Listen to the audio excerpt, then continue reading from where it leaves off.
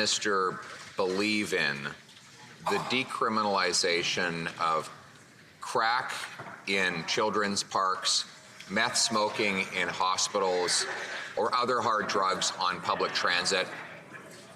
Yes or no? The Right Honourable Prime Minister. Speaker, we believe in working with British Columbia and with any province that wants us to work with them on this, which is why we accepted their request to modify their pilot project on exactly those issues. This is something we will continue to do, to work in a basis of science around compassion and a medical approach, a health approach, not a criminal justice approach to dealing with the toxic drug supply and addictions. At the same time, Mr. Speaker, we won't be taking lessons from the Conservatives that continue to chase after a Harper-era policy that their own advisors said was obsolete. The Honourable Leader of the Opposition. It's an important question, Mr. Speaker, because we need to know what he's going to do next. I just gave him a chance to indicate whether he believes people should be allowed to smoke crack in children's soccer fields or meth in the faces of nurses in hospital rooms.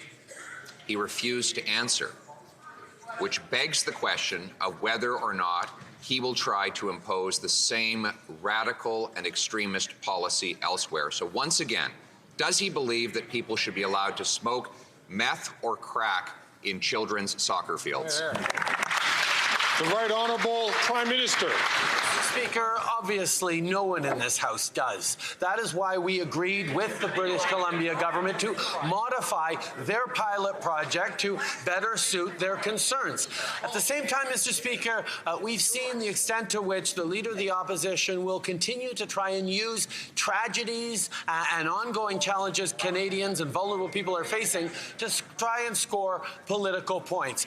It's the same reason he's said that he will suspend people's fundamental rights and freedoms to score cheap political points. That is not something that Canadians want to see, Mr. Speaker. Chef de l'Opposition. Mr. Speaker, the Prime Minister legalized the use of hard drugs like meth, crack, and heroin in children's parks and in hospitals, and he won't rule out doing it again. This is not an academic question. The City of Toronto submitted a 153-page application, and I quote, seeking an exemption under Section 56.1 of the Controlled Drugs and Substances Act that would decriminalize personal possession of illicit substances within Toronto's boundaries. The Prime Minister's government has been working secretly with Toronto on that plan ever since. Will he, yes or no, rule out decriminalization in Canada's biggest city? The Right Honourable Prime Minister.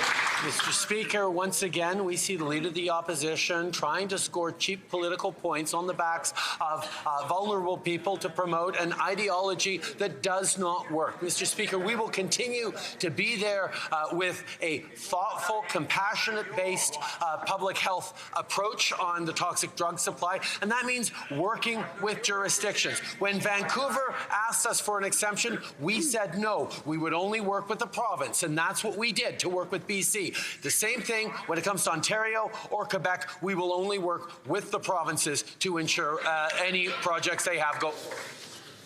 The Honourable Leader of the Opposition. So he refuses to rule out repeating this disastrous experiment that killed 2,500 British Columbians.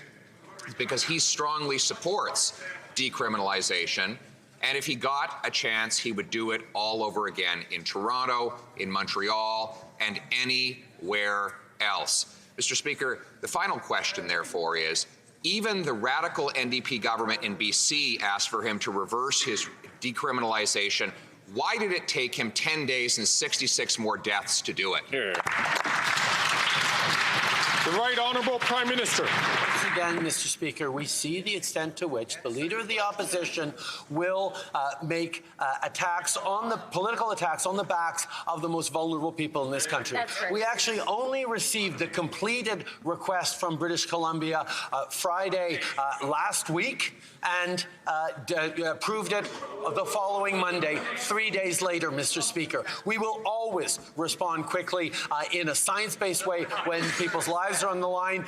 The Leader of the Opposition is continuing to spread falsehoods, Mr. Speaker, instead of actually following the facts and caring for Canadians. Here, here.